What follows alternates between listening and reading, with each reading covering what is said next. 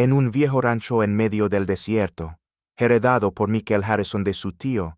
Él se vio atrapado en la peligrosa historia de 7 mujeres perseguidas por hombres poderosos. Estos no dudaron en llegar hasta las puertas del rancho para reclamarlas como si fueran suyas. Pero Michael encontró en la gerencia una clave que cambió por completo el rumbo de los acontecimientos. Solo escuchen cómo terminó esta historia y por qué la justicia al final triunfó. Michael Harrison regresó a casa al final de un día largo, con el sol cayendo lentamente sobre las colinas y una capa de polvo rojo cubriendo todo a su alrededor. Al abrir la puerta del buzón, notó un sobre grueso, de papel firme, con una caligrafía perfectamente legible, pero que no reconocía. En la esquina superior izquierda un celo formal decía: Notaria de Larsen Creek. El nombre le resultó familiar pero distante, como un eco de infancia. Larsen Creek. Recordaba haberlo escuchado de niño, cuando su madre mencionaba, casi de pasada, que su hermano, el tío John, vivía en medio de la nada, un hombre solitario que prefería el campo abierto a cualquier ciudad. Michael nunca había visitado el lugar, y las pocas veces que su tío aparecía en alguna reunión familiar, se mantenía apartado, hablando poco, pero observando mucho. Subió el sobre a su apartamento, lo dejó sobre la mesa y lo miró un instante antes de abrirlo. Había en él algo que no encajaba con la rutina de un simple trámite legal. Finalmente, con un movimiento lento, rascó la parte superior y sacó una hoja cuidadosamente doblada en 3 partes. El papel, de un blanco amarillento, desprendía un ligero olor a madera vieja y tinta seca. El texto, redactado con un tono formal, informaba que era el único heredero de una propiedad en los límites del desierto de Nuevo México. La descripción era precisa: un terreno de cientos de acres, una casa antigua, 2 cobertizos y un granero, todos ellos en estado de abandono desde hacía décadas. El documento incluía detalles sobre la ubicación, los linderos y el proceso de traspaso legal. Hasta allí todo parecía una gerencia olvidada, un recuerdo que el tiempo había cubierto de polvo. Pero al llegar al final, sus ojos se detuvieron en una frase corta, escrita en la misma tipografía pero con un trazo más marcado, como si quien la redactó quisiera asegurarse de que no pasara desapercibida. El día de la entrega de llaves lo estarán esperando 7 personas a quienes deberá mostrar su fotografía. Michael frunció el seno y leyó la línea de nuevo, y otra vez, como si en la repetición pudiera encontrar un sentido oculto. No lo encontró. La frase no explicaba quiénes eran esas personas, ni por qué debían ser exactamente 7, ni por qué necesitaban ver su rostro. La ausencia de contexto hacía que cada palabra pesara más, como una pieza de un rompecabezas sin borde. Se recostó en la silla sosteniendo el papel entre los dedos. En su interior comenzó a formarse esa incomodidad sutil que aparece cuando se intuye que tras un acto cotidiano, como recibir una gerencia, se oculta algo más grande, más complejo y posiblemente peligroso. La imagen del desierto, la casa olvidada y 7 rostros esperando en silencio se clavó en su mente como una sombra que no podía apartar. El rancho lo recibió con un viento seco y abrasador que parecía no traer alivio, solo un calor denso que se metía bajo la ropa y le raspaba la piel. El aire arrastraba partículas finas de polvo y con cada ráfaga legaba un olor penetrante a madera envejecida, un aroma profundo que recordaba a puertas antiguas y cercas olvidadas, empapadas de décadas de sol y silencio. Al fondo, las estructuras del lugar se recortaban contra un cielo implacable, y la tierra, resquebrajada y rojiza, parecía guardar secretos que nadie había querido desenterrar. Sin embargo, no fue el paisaje lo que hizo que Michael detuviera el paso. Frente al portón principal, alineadas como si hubieran ensayado esa posición durante años, estaban 7 mujeres vestidas de negro. Ninguna movía un músculo y, sin embargo, su sola presencia llenaba el espacio con una tensión palpable. No llevaban sombreros ni gafas para protegerse del sol, y aún así, no apartaban la vista de él. Cada una sostenía una fotografía impresa de su rostro. Eran imágenes nítidas, recortadas con precisión, como si hubieran salido de un documento oficial. Ver su propia cara repetida 7 veces, en manos de mujeres desconocidas, le provocó un escalofrío que contrastaba con el calor sofocante. Era imposible no preguntarse cómo habían conseguido esas fotos, y por qué las sujetaban como si fueran algo más que simples retratos. Las mujeres no se parecían entre sí. Una tenía el cabello oscuro y liso recogido en una trenza. Otra, un pelo blanco como la sal que cae hasta sus hombros. Había rostros jóvenes con miradas firmes, y otros marcados por las arrugas y la experiencia. Pero todas compartían algo que Miquel no tardó en notar. Una intensidad en los ojos que parecía haber sobrevivido a muchas pruebas. No era una expresión de odio, ni tampoco de simpatía. Era como un juicio silencioso, una evaluación cuyo resultado aún estaba en suspenso. Miquel tragó saliva, avanzó un par de pasos y entonces una de ellas, situada al centro, dio un paso al frente. Su postura era recta y la forma en que sujetaba la foto, con ambas manos a la altura del pecho, transmitía una mezcla de respeto y firmeza. «Rebecca», dijo, con una voz baja pero tan clara que superó el silbido del viento. «No aparto los ojos de él cuando a nadie. ¿Usted se parece a él?» Miquel sintió un nudo en el estómago. «¿A quién?», preguntó, frunciendo el ceño. Su voz salió con una mezcla de cautela y curiosidad, como si no estuviera seguro de querer oír la respuesta. Rebecca no contestó, nadie lo hizo. El silencio que siguió fue casi físico, roto solo por el golpe del viento contra las tablas viejas del portón y el crujido de alguna cadena suelta. Las mujeres permanecían inmóviles, con los dedos aferrando esas fotografías como si fueran llaves invisibles de un misterio que él aún no comprendía. Miquel tuvo la sensación de que ese lugar no lo estaba recibiendo como heredero, sino como una pieza que encajaba en una historia mucho más antigua que él, una historia que había comenzado mucho antes de que pusiera un pie en ese terreno, y que, ahora, de alguna manera, lo reclamaba como suyo. El interior de la casa lo recibió con un silencio espeso, casi tangible, y con una penumbra que filtraba la luz en delgadas franjas doradas a través de las persianas torcidas y llenas de polvo. Cada paso que daba Miquel hacía crujir las tablas del suelo y levantaba pequeñas nubes de partículas que flotaban lentamente en el aire antes de asentarse de nuevo, como si el tiempo allí se moviera más despacio. El olor era una mezcla de madera envejecida, papel antiguo y un leve toque de ceniza fría, como si la chimenea no se hubiera encendido en décadas. Recorrió con la mirada la estancia, observando muebles cubiertos por una fina capa gris y rincones donde el polvo se acumulaba como una manta olvidada. Había marcos vacíos en las paredes, un reloj detenido y una mesa sobre la que descansaban cartas sin abrir. Todo parecía detenido en un momento del pasado, como si la casa se hubiera quedado esperando a alguien que nunca regresó. Entonces, sus ojos se detuvieron en la repisa de la chimenea.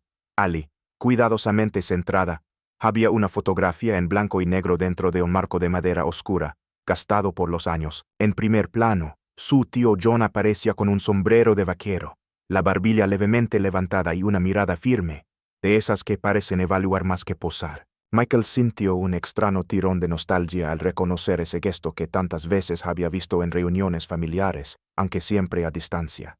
Pero lo que lo dejó inmóvil no fue el rostro de su tío, sino lo que se encontraba detrás de él en la imagen. En segundo plano, desdibujadas por la distancia pero inconfundibles, estaban las 7 mujeres que había visto esa misma mañana en la entrada del rancho, más jóvenes, con ropa y peinados de otra época, algunas esbozando una leve sonrisa, otras mirando directamente a la cámara con una expresión seria. No había duda, eran ellas. El corazón de Miquel dio un vuelco. Un pensamiento insistente se abrió paso. Su tío no solo las conocía, sino que las conocía desde hacía mucho tiempo, quizá desde antes de que él naciera. ¿Qué vínculo podía unir a un hombre solitario del desierto con 7 mujeres que, décadas después, lo esperarían a él de pie frente a los portones? La idea de una coincidencia se desvanecía. Aquello parecía algo deliberado, planificado. Se giró hacia ellas, que lo habían seguido hasta el umbral de la habitación, y con un tono cargado de incredulidad y una pizca de impaciencia preguntó: «¿Cuánto tiempo conocieron a mi tío? ¿Por qué están en esta foto?» Las miradas se cruzaron entre ellas en un silencio tenso. No era desinterés ni evasión. Había en sus ojos algo más complejo, como si compartieran un pacto silencioso que él no estaba autorizado a romper. Ninguna abrió la boca. Cuando Miquel suspiró, resignado, y comenzó a caminar hacia la salida, una voz baja, apenas un soplo, lo detuvo. Sara, la mujer de cabello castaño y ojos oscuros, se había acercado lo suficiente para que solo él la escuchara. «Le prometimos que esperaríamos. Ahora te toca a ti». La frase quedó suspendida en el aire, más pesada que el polvo que flotaba a su alrededor. Miquel sintió que, al cruzar ese umbral, no solo dejaba atrás una sala cubierta de polvo, sino también la última frontera de su antigua vida. Afuera, El viento del desierto seguía soplando como si nada hubiera cambiado, pero él sabía que todo había empezado a cambiar en ese preciso instante. Al tercer día de su estancia, Mikkel decidió explorar el viejo cobertizo que se encontraba detrás del granero. La estructura, inclinada hacia un lado, parecía a punto de ceder ante el viento del desierto. Las tablas estaban agrietadas y el techo dejaba pasar finos hilos de luz que dibujaban líneas doradas en el aire cargado de polvo. Empujó la puerta, que protestó con un chirrido prolongado, y entró. Dentro, entre herramientas oxidadas y cajas desmoronadas, algo llamó su atención: un mueble de metal empotrado en la pared trasera, cubierto por una lona vieja. Al retirarla, descubrió un pesado cofre rectangular con un mecanismo de cerradura circular. No era un mueble común, era una caja fuerte, antigua, con la pintura descascarada y el metal cubierto de una capa espesa de óxido. Michael se agachó para examinarla. El mecanismo estaba claramente inutilizado por los años. Girar la rueda era inútil. Fue a buscar una barra metálica que había visto cerca de la puerta y, con paciencia y esfuerzo, comenzó a hacer palanca. El metal se cuajaba con sonidos agudos, hasta que finalmente cedió con un chasquido seco. Dentro, el aire estaba denso como si hubiese estado celado por décadas. En el primer estante reposaban varios sobres de papel grueso, abultados y cerrados con hilo. Al abrir uno, vio fajos de billetes antiguos, algunos con celos bancarios ya descoloridos. En el fondo, cubiertos por un paño, había 2 revólveres de acero opaco, con las empuñaduras talladas a mano.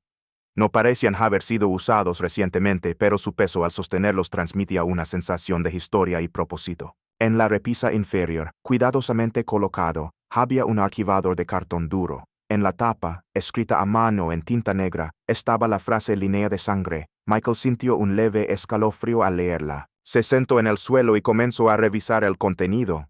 Dentro encontró una colección de recortes de periódicos, amarillentos por el tiempo, algunos con fechas que se remontaban a más de 20 años atrás.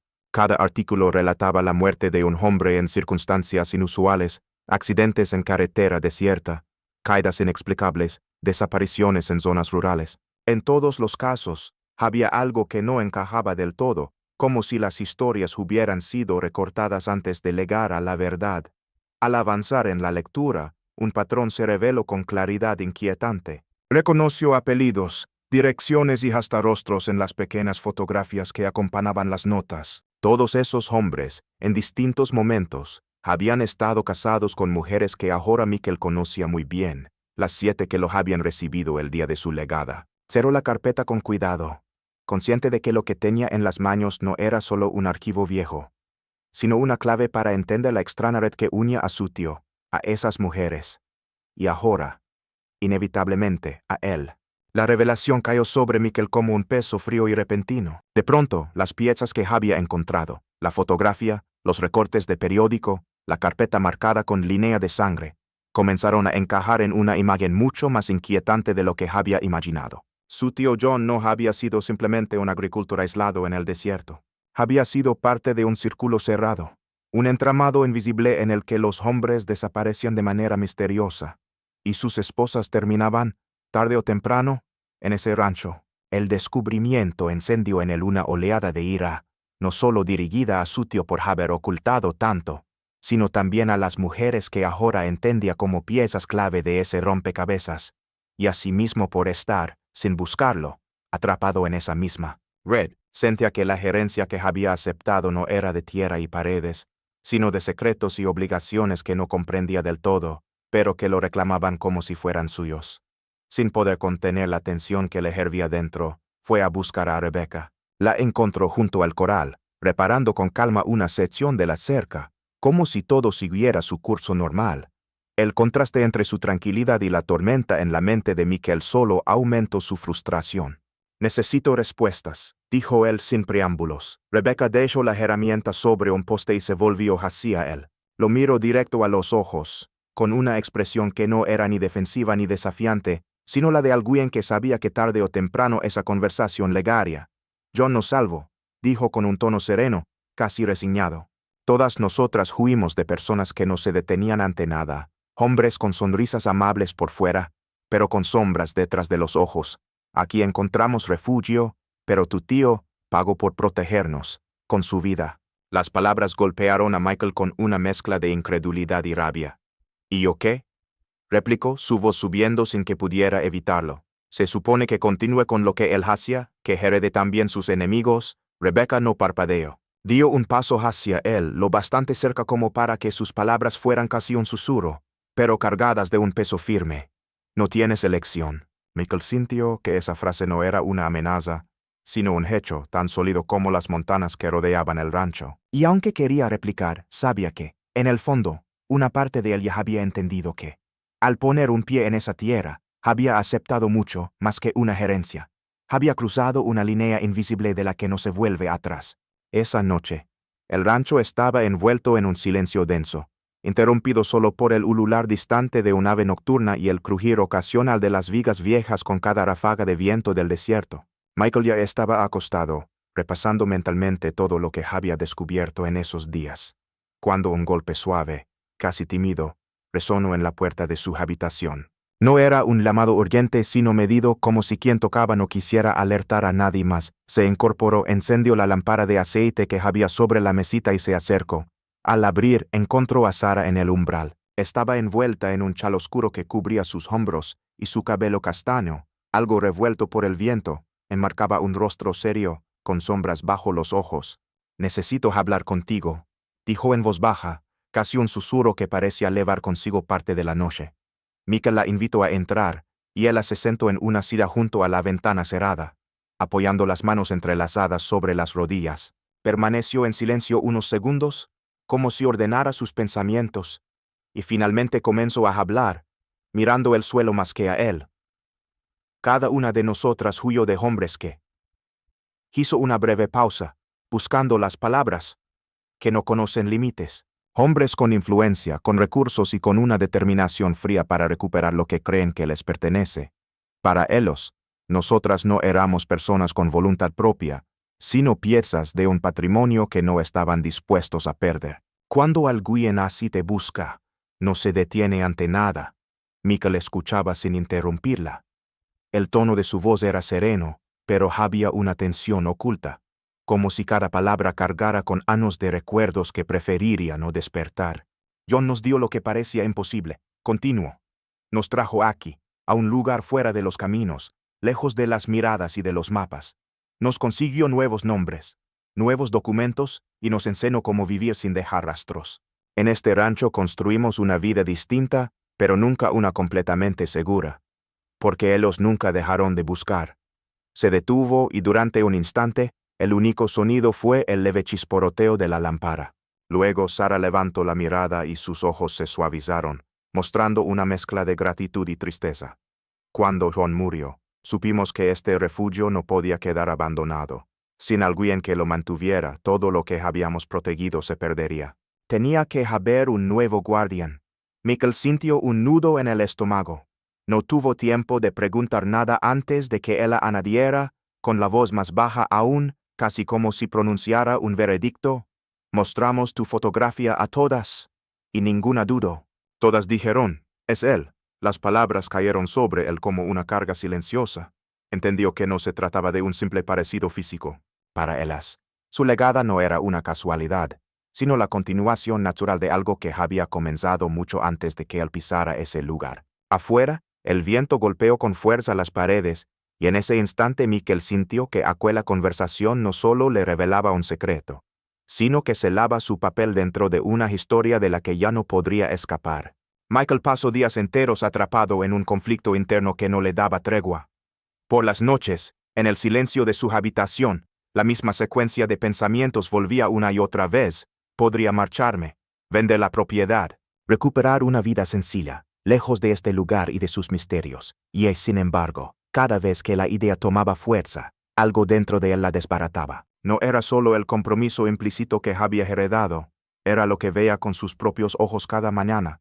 El amanecer en el rancho tenía un ritmo propio. Desde su ventana, Michael observaba a esas mujeres salir al campo con herramientas en mano, trabajando juntas para mantener viva la tierra. No había quejas ni pausas largas, solo un flujo constante de actividad que hablaba de experiencia y de disciplina. Más tarde, al caer la tarde, las veía reunirse en la cocina, preparando la cena en silencio coordinado. con el aroma del pan recién horneado mezclándose con el de guisos que parecían recetas transmitidas de generación en generación. En los momentos más tranquilos, escuchaba risas. No eran ruidosas ni despreocupadas, sino esas risas sinceras que nacen de una complicidad profunda, entre ellas y los niños que corrían por el patio, hijos de esa nueva vida que habían podido construir aquí. Se creaba una imagen que contrastaba con todo lo que Sara le había contado sobre su pasado. Michael comprendía, entonces, que si se marchaba, esa paz se rompería, y no por abandono, sino porque afuera aún existían aquellos que, tarde o temprano, las encontrarían.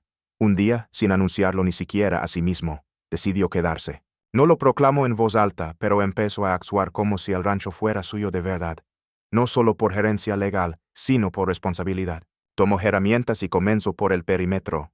Reparó los tramos caídos de la cerca, reemplazó postes debilitados y reforzó el portón principal. Después, puso manos a la obra en el viejo granero, cuya estructura se inclinaba peligrosamente. Enderezó vigas, reparó el techo y limpió años de polvo y abandono. Finalmente invirtió en un generador nuevo. Quería que el rancho pudiera resistir no solo las inclemencias del tiempo, sino cualquier eventualidad que cortara su conexión con el mundo exterior. Con cada tarea completada, sentía que no solo fortalecía las paredes y los cercos, sino también la promesa implícita de proteger lo que había encontrado Ali. Y aunque no lo admitiera abiertamente, ese compromiso comenzaba a darle un propósito que hacía tiempo no sentía. La mañana había comenzado como cualquier otra, con el cielo despejado y un calor seco que se extendía lentamente sobre la tierra agrietada del desierto. Michael estaba revisando el tramo sur de la cerca cuando, a lo lejos, una nube de polvo empezó a dibujarse en el horizonte. Entre las ondulaciones del calor, distinguió dos vehículos oscuros avanzando por el camino de tierra que conducía directamente al rancho. Sus movimientos eran lentos, calculados, y las ventanillas polarizadas ocultaban cualquier rastro de los ocupantes. No hacían señales, no tocaban el claxon, simplemente se acercaban, como si el rumbo ya estuviera decidido. Michael lo entendió de inmediato. No eran visitantes ni vecinos. Eran los mismos hombres de los que Sara y Rebecca habían hablado, los que llevaban años buscando este lugar.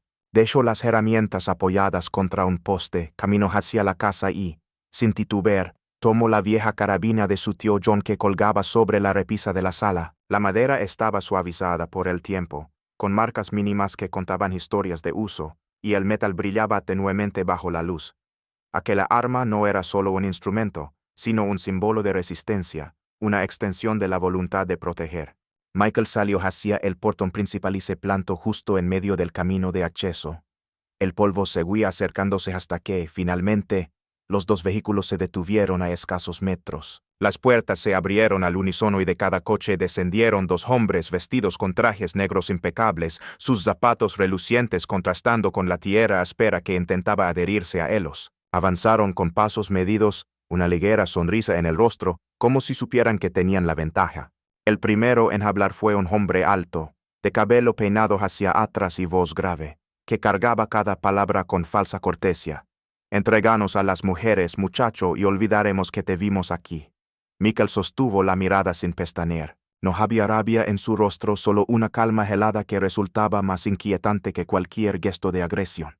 «Creo que se han equivocado de camino», dijo con un tono plano, sin levantar la voz. El hombre dio un paso más, acortando la distancia, pero Michael alzó ligeramente la carabina, manteniéndola a un ángulo bajo pero lo suficientemente visible para que no quedara duda de su determinación. «Si dan un paso más, consideraré que empieza la temporada de caza». El silencio que siguió fue denso, casi sólido. El viento del desierto silbaba entre las tablas viejas del portón, y el sonido de la grava bajo los zapatos de los hombres se detuvo por completo. Las sonrisas desaparecieron poco a poco, reemplazadas por miradas tensas. Hubo un intercambio rápido de gestos entre ellos, como si evaluaran si valía la pena arriesgarse en ese momento. Finalmente, sin pronunciar una palabra más, se dieron media vuelta, subieron a los vehículos y arrancaron, dejando tras de sí una espesa nube de polvo que el viento comenzó a dispersar lentamente. Michael permaneció en el mismo sitio hasta que las figuras y el ruido de los motores desaparecieron en la distancia. Solo entonces bajó el arma, pero no relajó el cuerpo. Sabía que aquello no era una victoria ni un cierre. Era un aviso, y que tarde o temprano, ellos volverían, quizá con más hombres, con otro plan. El rancho ya estaba marcado en su mapa, y él tendría que estar preparado para la próxima vez. Al caer la tarde, el rancho estaba envuelto en un silencio casi solemne. El cielo se teñía de tonos anaranjados y púrpuras, y el calor del día comenzaba a disiparse con la brisa fresca que traía olor a lena y tierra seca. Michael, aún inquieto por la visita de aquella mañana, decidió revisar los cajones del escritorio antiguo de su tío Juan, un mueble pesado de madera oscura, cubierto por una fina capa de polvo. En el último cajón, bajo una carpeta de recibos y mapas viejos, encontró un sobre cerrado con su nombre escrito a mano. Lo abrió con cuidado y extrajo un documento, una escritura de poder notarial a su favor, otorgándole plenos derechos sobre toda la extensión de tierra y cada una de las construcciones del rancho. Al final de la página, en tinta ligeramente desvaída, había una anotación escrita con la letra firme de John. Ellas estarán a salvo mientras tú sigas en pie. Michael leyó la frase varias veces, sintiendo como cada palabra pesaba más que la anterior. Comprendió que aquello no era solo un acto legal, era un traspaso de responsabilidad, una gerencia de algo mucho más profundo que simples hectáreas de tierra.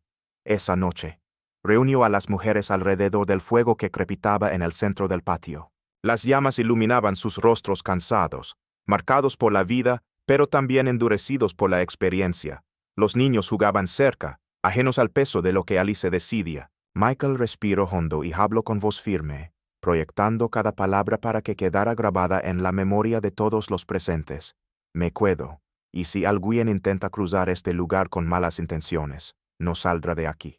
Por un instante, reinó un silencio absoluto. Luego, una a una, las viudas lo miraron con una expresión diferente a la que él había visto hasta entonces. No había rastro del miedo que solía opacar sus gestos.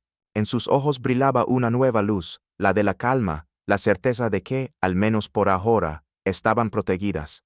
Michael sintió que en ese momento algo cambiaba dentro de él.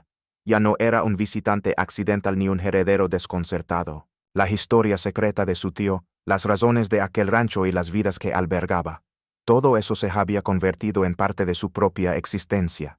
Y, de algún modo, aceptó que esa carga, tan pesada como necesaria, ahora era suya.